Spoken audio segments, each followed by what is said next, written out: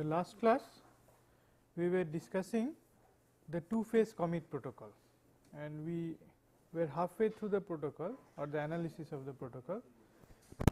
So, just to quickly recapitulate what we were doing in the last class, in the two-phase commit protocol, in the first phase we work towards obtaining a decision where the coordinator of the transaction sends a prepared T message to all the processes which are participating in that transaction, and on receiving the prepared T message, the transaction manager at each site determines if it can commit the transaction. If so, then it adds a ready T record to its log and sends a ready T message to CI.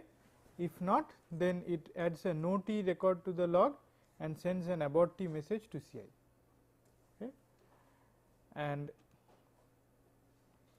in the second phase, the coordinator, it collects all the messages that are received from the participating sites.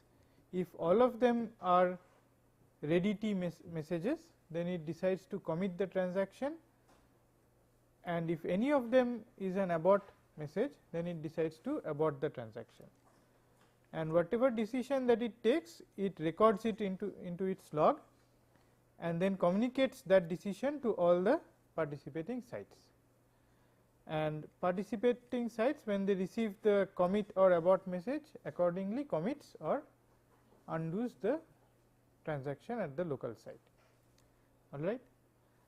So, we were looking at handling of failures, and in the first step we looked at the handling of site failures, and there we saw that when a site SI recovers, then it does the following: it checks what kind of records are there in its log.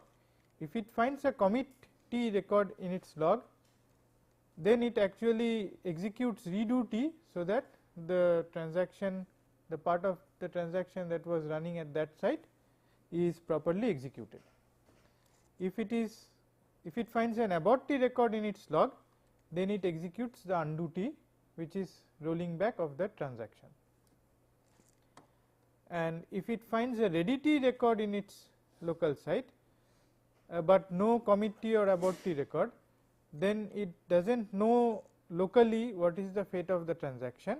So, it consults CI to determine the fate of the transaction T, and if CI tells that the transaction was committed, then it redoes T. If CI tells that the transaction was aborted, then it undoes T. Okay. In this discussion, we have not considered the case where the coordinator can fail. So, if the coordinator is not there, then what will the sites do? Okay. One more case for the site failure is that if the log contains no control records concerning T, so there are no records at all concerning T, then it implies that SK, the site SK, had failed before responding to the prepared T message from CI, and therefore, without that response, it is not possible that CI has decided to commit the transaction T. So, therefore, under these circumstances, SK assumes that the transaction is aborted and it executes undo T. Now, let us come to the coordinator failure part. If the coordinator fails while the commit protocol for T is executing, then participating sites must decide on T's fate. So, let us look case by case.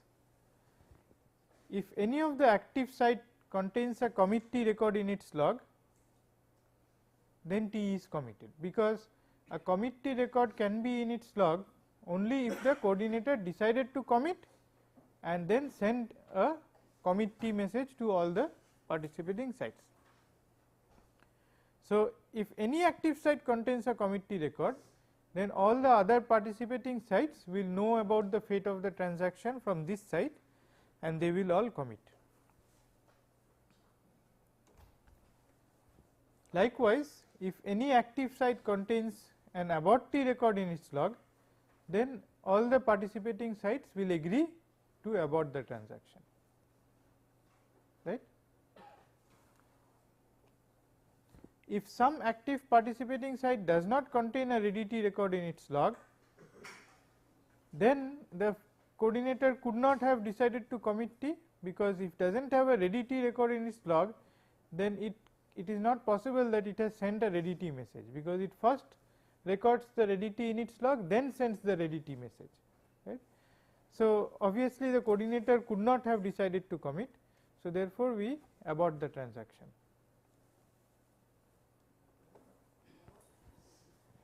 Now, this is the tricky case. If none of the above cases holds, then the situation is that all active sites have ready T in their logs, but no control record such as abort T or commit T in their logs. So, they all have ready T in their logs, which means that they had all responded to the coordinator by writing ready T on their log, but we do not know whether they were able to send the ready T message to the coordinator, we do not know about that, and they do not have any abort T or commit T, none of them has an abort T, none of them has a commit T. Now, under this scenario, we will have to wait for CI to recover. Why?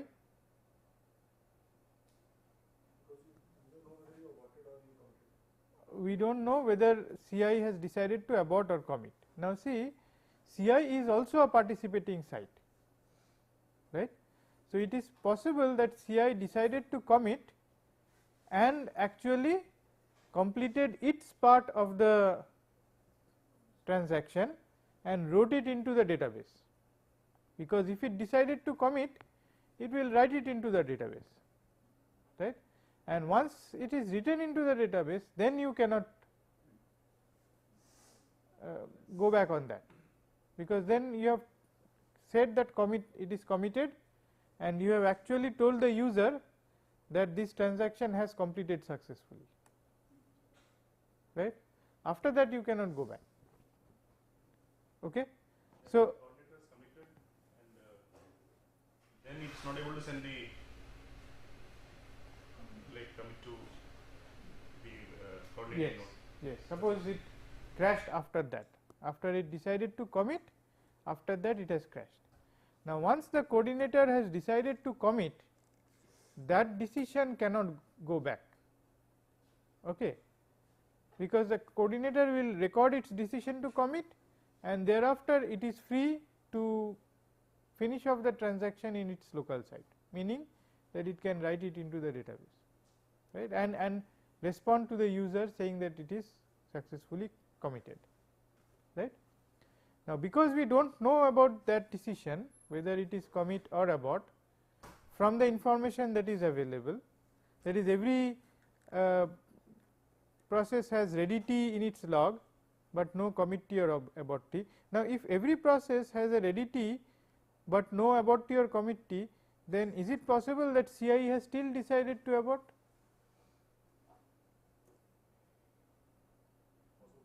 Possible, because CI itself is also a participating site. So, the locally CI may have found that the transaction cannot be committed in the site of CI, right. So, in spite of everybody having a ready T in their logs, it is possible that the coordinator may have decided to abort the transaction, right.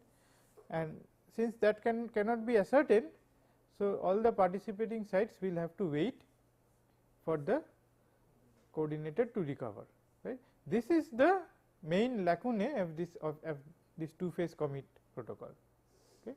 And why is that a non trivial problem? Because whenever these transactions, whenever they are active, they acquire resources. So, they lock certain parts of the database or certain part of the critical section, right. And until the transaction commits or aborts, those locks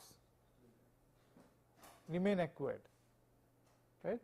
Now, if the coordinator fails and this situation occurs, then all of them will wait, and they will wait while holding those resources, right. So, other transactions which want to work on that resource will also remain blocked, right. So, but that this situation is relatively rare, it is a very pathological case. So, in practice this protocol is quite useful. I mean, it is not that this happens every time. Okay. Mm. Why will the site not have a readity log? Because it's a coordinator which has failed. So a site, once it's ready, should put a log and send it to the coordinator. No, when the coordinator sends a prepare T message,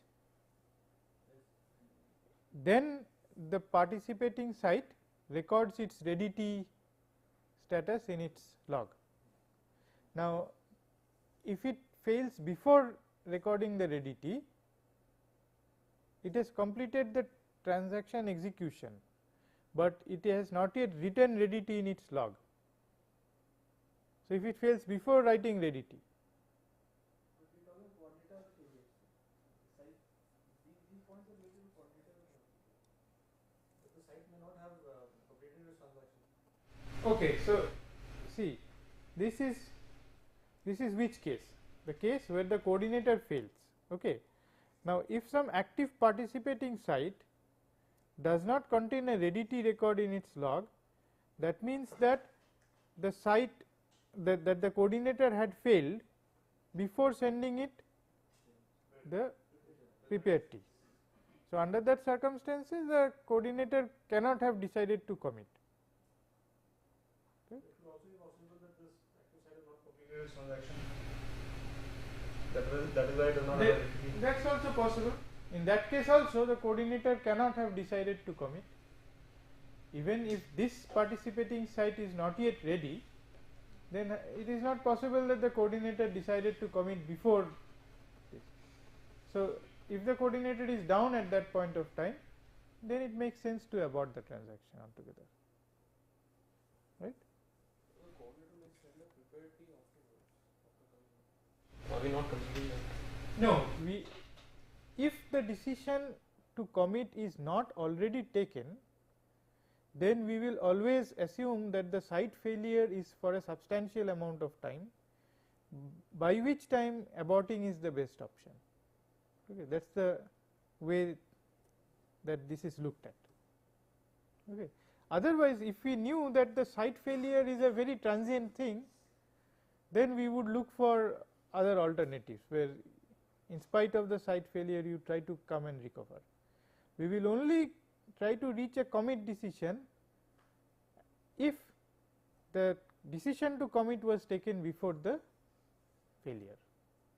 Like in a ATM machine or something, if the card gets stuck, it cannot, after some time it cannot come out because the customer would have already gone out.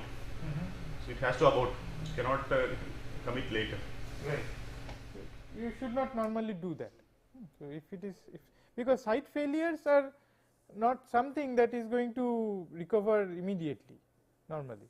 Right. Sir, and the third point, the process which does not have the ready T knows that it has to abort. Right. But it has to share that information with the others who have a ready T. Yeah, in all of these cases 1, 2, 3 everybody shares that information. See, in one also, if an active site contains a commit T record in its log, then that information is actually shared among all the participating sites and they all decide to commit. So every process knows what are the other processes They- which are involved in that. Yes, yes. So they share that information between themselves. Okay, and that can be done through a broadcast also. If they don't know, they can always broadcast that, hey, how many of you are participating on T, please say how many of you are committing, raise your hands, that way. So this is the main problem of the in the two-phase commit protocol. So there is a variant of this protocol called the three-phase commit protocol, which tries to avoid this blocking problem, right. But before we go into the three-phase commit protocol, let us also look at another case, the case of network partitioning. Okay.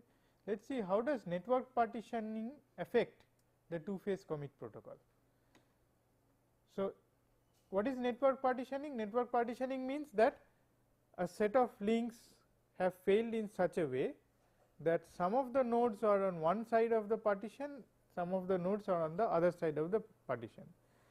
So, the nodes on one side of the partition, they can communicate with each other, but they have no means of communicating with nodes on the other side of the partition, right. So, if the coordinator and all its participants remain in one partition, the failure has no effect on the commit protocol, because the partition does not affect the set of processes. Now, if the coordinator and its participants belong to several partitions, then sites that are not in the partition containing the coordinator think that the coordinator has failed and execute the protocol to deal with failure of the coordinator. What is this protocol? The one that we saw in the last slide. So, again no harm results, but sites may still have to wait for decision from coordinator, because it may so happen that all the processes on the side of the partition which does not contain the coordinator have ready T in their logs, but no commit or abort T in their logs, which is the pathological case that we were talking about, and therefore, all of them will have to wait for the coordinator to or the network partition to heal. On the other hand, if any of them have a commit T or abort T record, or if any of them do not have a ready T record, then they will take a decision locally even in the absence of the coordinator. The coordinator and the sites are in the same partition as the coordinator. The coordinator and the sites which are in the same partition as the coordinator think that the sites in the other partition have failed and follow the usual commit protocol. Okay. And again there is no harm in it. So, this particular protocol is robust to network partitioning. So, it automatically handles all the cases that arise out of network partitioning. So, now let us look at the 3-phase commit protocol and how it tries to get around the blocking problem.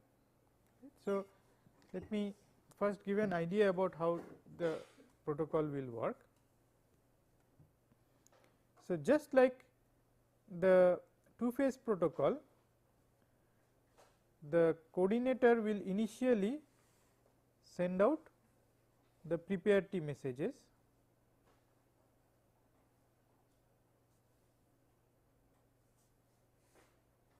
okay, and all the participating sites, they will all respond by sending the ready T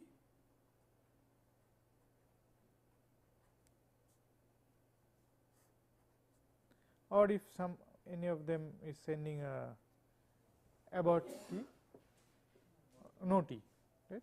Okay. Now, suppose if any of them sends a no T, then the decision will be to abort, and in phase 2 that abort decision will be sent to everybody, right. So, that part of the protocol is exactly like in 2-phase commit protocol. Now, if it gets ready T from everybody, then the coordinator will send out what is called a pre-commit T message.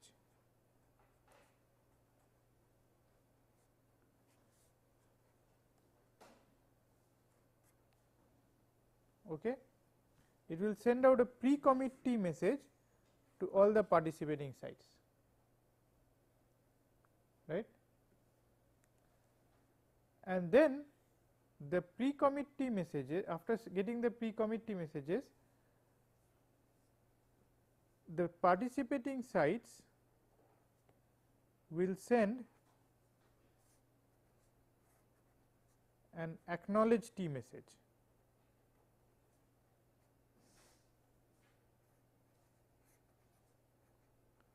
They will send an acknowledge T message, right.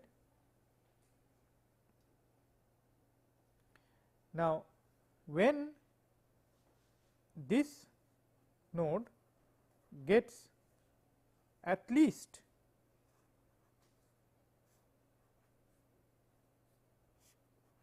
k acknowledge T messages, when it gets at least k active messages, right, then it will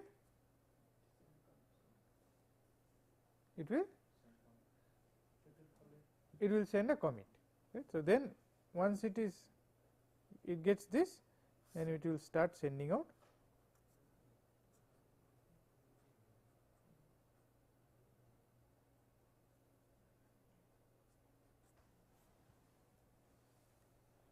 right. So, what is this k?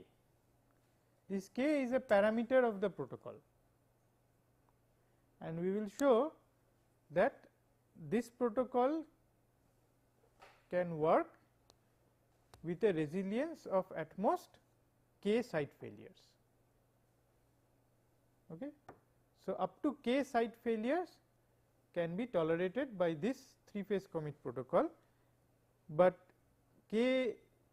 number of site failures cannot be predicted a priori. So, the protocol is run with a parameter k, and we say that assuming that there are k or less number of failures, this protocol will work properly, right. So, the difference that is taking place here is that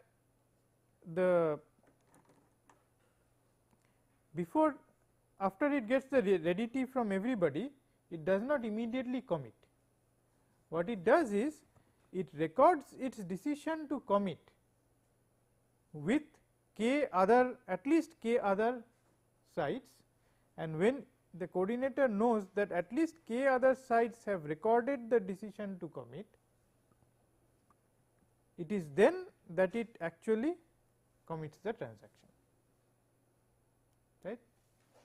Why does it do so? Because we know that this is going to be resilient to up to k site failures. So, think of the coordinator plus these k sites from which ACT has been received.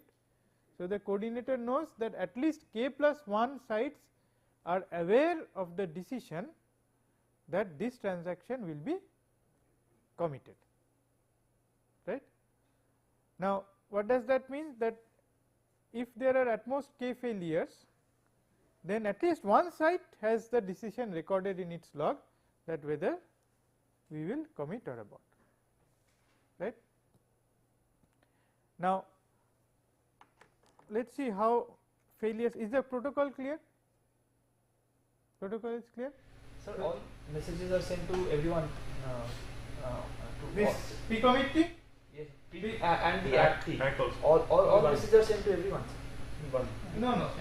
P-commit is sent from the coordinator to all the sites. ACT is sent from the sites to the coordinator. ACT you mentioned to. It is not broadcast. But if there this is again k failures. Oh, okay. My picture was incorrect. Right. This is misleading. Actually, they just send ACT to the coordinator. Okay. I think this picture was misleading, that it is sending to more than one. No. If all the failures are on the k sites only, then the coordinator is still active. It knows what decision it took, right. But remember, okay. So, when we come to the failures, we will see how we handle that, right. Sir? Yes. Before the access, pre-committee is the same as the committee of the page. Before the access send, the pre-committee is the same as this thing, but in spite of the pre-committee message being sent to everyone, the transaction can still be aborted, right. So, if all the nodes have readity in their records, but they do not have pre-committee, then they know that this transaction may still have been aborted, right. So, they will be able to reach a decision about that. The whole goal of this is that you will be able to reach a decision on the protocol without blocking at any point of time. At no point of time will you have to wait for somebody to recover before you reach a decision on the fate of the protocol. That is the goal of this. Okay. Now, whether that is useful or useless is something different, because as I said, that pathological case in the two-phase commit protocol occurs very rarely, right. But at least from a theoretical point of view, let us see that how we can design this protocol so that it never has to wait. Okay. Now, is the protocol steps clear? Okay, then we will start looking at failure.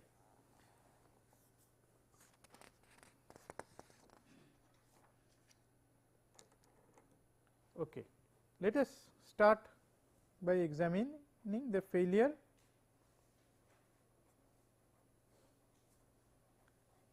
of a site.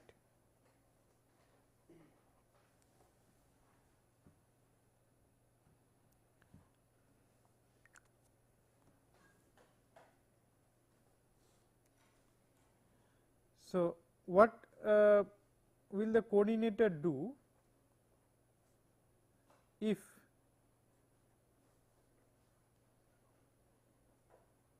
a site fails before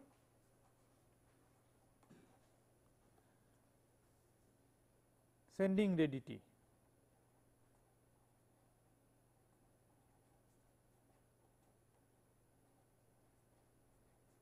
What will the coordinator do?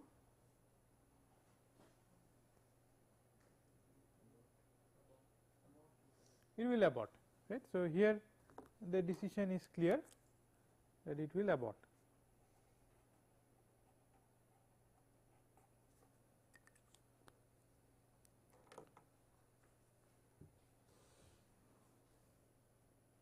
If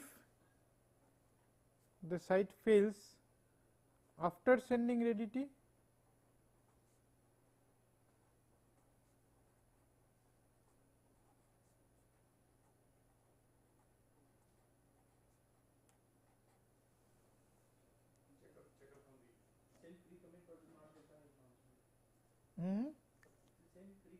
not get back the acknowledgement. it will not get a reply from, it will not get an acknowledgement from this site, but it can proceed as long as it gets acknowledgement from K sites, right.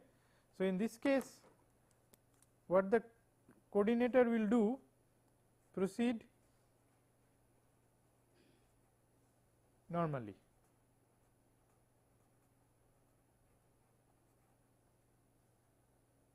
right. What will this site do when it recovers? It will check up from the coordinator about the status. Okay. Or any of the sites also, because K sites are aware of the K sites are aware of this. So, if the coordinator is not available, then it will start executing the coordinator failure protocol. Okay, and we will see how the coordinator failure protocol works. The difference with two-phase commit protocol will be the coordinator failure protocol can block, here it will not block. Okay.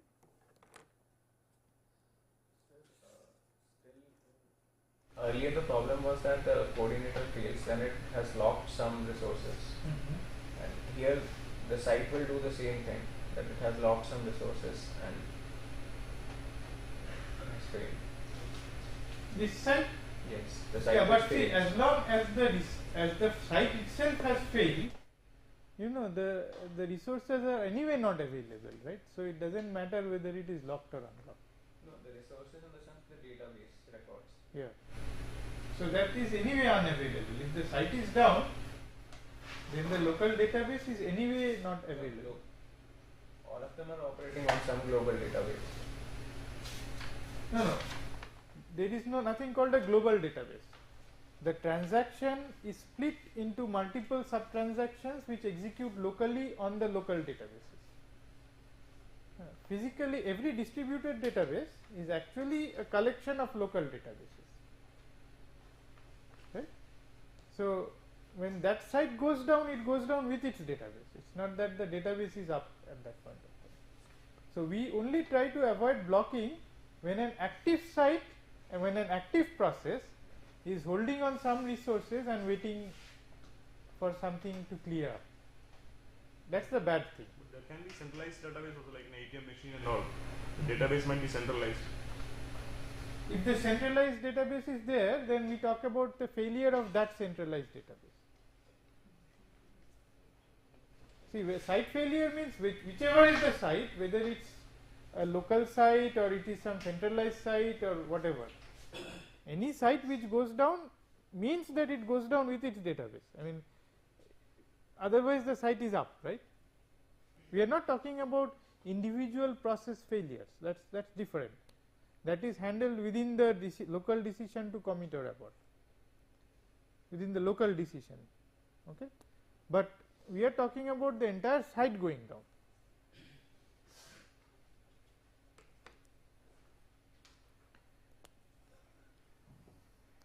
Okay.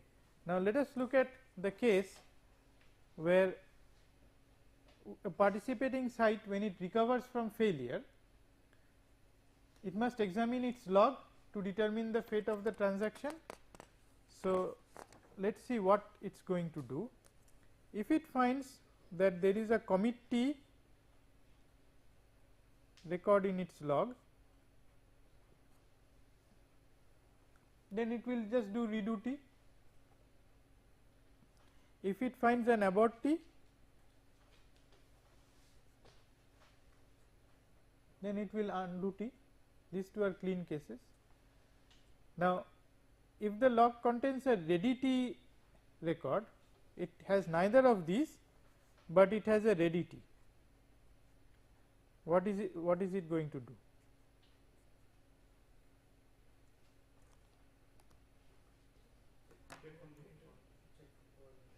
It will check from the coordinator and start executing the protocol from that point of time, right, with the coordinator. If the coordinator has already reached a decision to commit or pre-commit, that will be communicated to this site and it is going to start from there, right.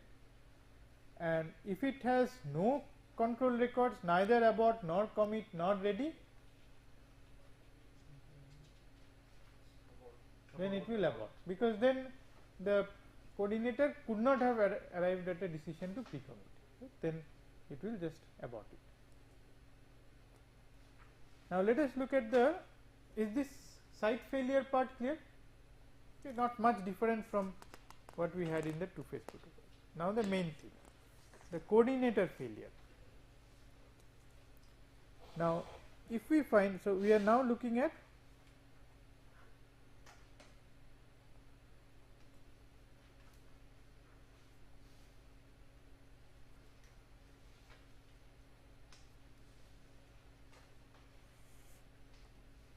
under this, let us look at that if some site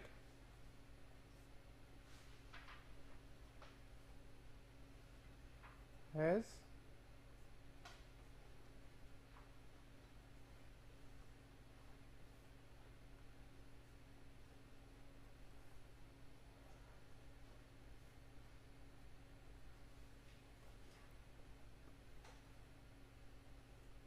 then again same as two-phase commit protocol, they will all decide to commit, okay.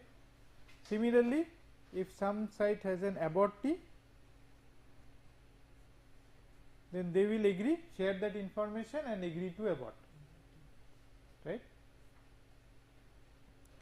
Now if some site does not have ready T,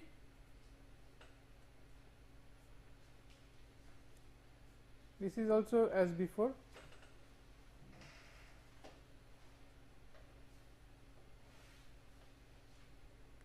This is also as before. They will not do anything. What will the sites do? They will all abort, right. Now then the pathological case, the one for which we have come to this protocol, is that everyone has ready T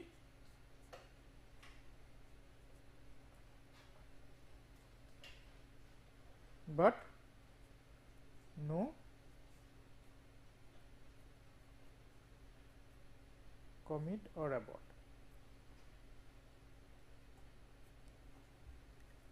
What will it do in this case?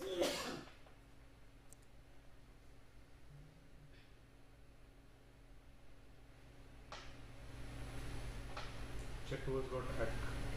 So they are going to all Check who has got the hack. The pre-commit. Any other has covered? huh? So when the coordinator sends So pre-commit, then what will all write right the sites are ready. They write pre-commit. We are not considering the site having pre-commit records. Okay, so now let's see what it will do. So if none of the preceding cases holds, then all active sites must have a ready T record in their logs, but no additional control records such as abort or commit. Since the coordinator has failed, it is impossible to determine whether a decision has been made, and if one has, what that decision is until the coordinator recovers. This was what was the problem in the two-phase protocol, right. Now in the three-phase protocol, what are we going to do here? We are going to look for pre-commit T records, right. If there is a pre-commit T record in the log, what will the sites do? Send acts to each other and find out if key acts are there. What they will do is that they will elect one of the sites to act as the new coordinator, and that coordinator will now take it from there, because it knows that if there is a pre-commit T record with anyone, then it knows that the coordinator had actually received ready T from everybody, right. At that point of time, it will be a shame if the transaction is aborted, right. So the new coordinator will start from there, and again it will start following the third phase of the protocol to record the decision. Now remember that at that point of time, it must start by sending out fresh pre-commit T messages, because it must again make sure that there are at least k other sites which have the pre-commit T in their logs, and so it will again wait for k act messages, and then from there it will again start coordinating the protocol. So why can't this But how will the other sites do it? Then the problem will be that suppose his question is that why can't the new coordinator simply send out commit, right? No, it doesn't act as coordinator. Just they communicate that someone has pre-commit and just they won't commit. Now someone has pre-commit means doesn't mean that all the participating sites know about the pre-commit decision. Think of a participating site which has not got a pre-commit message. It had sent the ready T. It has not got the pre-commit T. What will it decide? Right. No, you can always get the pre-commit T message from the information shared from the one who has it. No, so that information is coming from the new coordinator. The newly elected coordinator, that coordinator sends out the pre-commit T messages once again and starts the protocol from there. The risk in not doing this step again is that now the new coordinator, it again must make sure that k other sites know about the decision to pre-commit. Otherwise, it can end up in the same blocking problem as the two-phase protocol, because they will not know whether the decision of the new coordinator is to commit or abort if the new coordinator also goes down, right. So whatever decision the new coordinator takes will again have to be recorded in k other sites before it goes ahead with that, right. This happens if any one site has got a pre-commit log message. Possible. Even if one has done, it will initiate selection Then of a new. If there is only one site which has the pre-commit message, then it is likely that site will become the new coordinator, and now that site will again send out pre-commit T messages to the other sites. There is a election, or it's a predefined new. Whether it's a backup coordinator is that way, or it's election is going to happen to find out. The protocol is silent on that, right. The point is that you have to find a new coordinator, right. Now whether it is elected among those, or whether there is a default by which the next it might be a hard coded thing for all you know. Implementation. Yeah, it is implementation specific. But the new coordinator will now take over and try to reach the decision. Now, is that clear? Now, see, there is one problem with this thing. That is, if there are k site failures, then this will still work, because even if there are k site failures, there will always be another site which will have the pre-commit decision, right, and that site will be able to start the role of the coordinator. What may go wrong is if there is a network partition. Now, if there is a network partition, then that is not a failure of more than k sites. The network partition looks like a site failure for the nodes on the other side of the partition, right. So, all nodes on one side of the partition feel that all the nodes on the other side of the partition has failed, and it has no way to distinguish between the two cases. Case 1 being that there is a network partition, case 2 being that actually all those sites have failed, and there is no way to distinguish between these two cases. Now, if there is a network partition, then let us see what happens. On one side of the partition, we have the original coordinator, right. On the other side of the partition, we have it looks like a coordinator failure, because they can't reach the coordinator. So, they will elect a new coordinator, right, and that new coordinator will try to arrive at a decision about that transaction. Okay. Now, these two coordinators may reach two different decisions, right, and that will make the entire protocol fail. Right? I mean, that is the worst thing that can happen.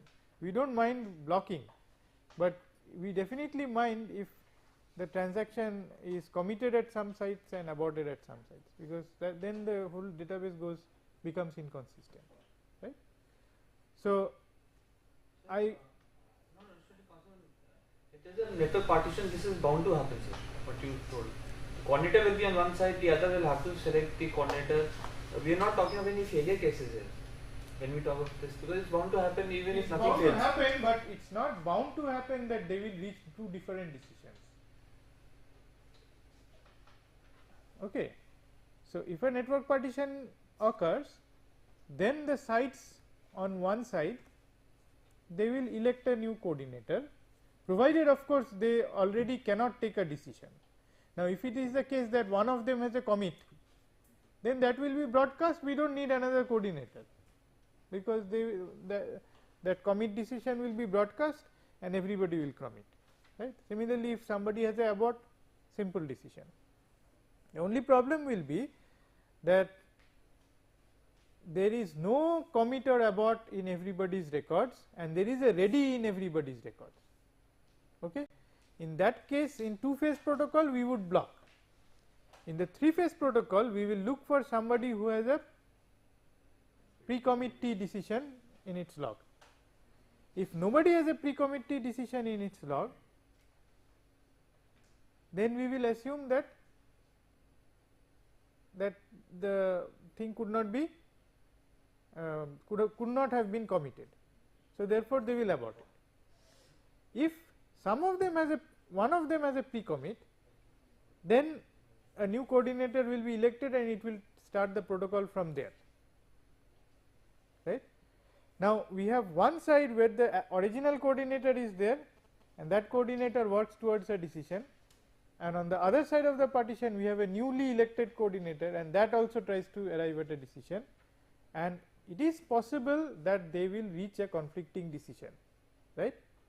I want you to try and create a case like that, create a case where on one side you reach a yes decision, on one side you reach a no decision, okay. And that is the problem with the three-phase commit protocol, that you can have conflicting decisions on sites when a network partition occurs. So, the 3-phase commit protocol will work only if we are guaranteed that there will be no network partition. Okay.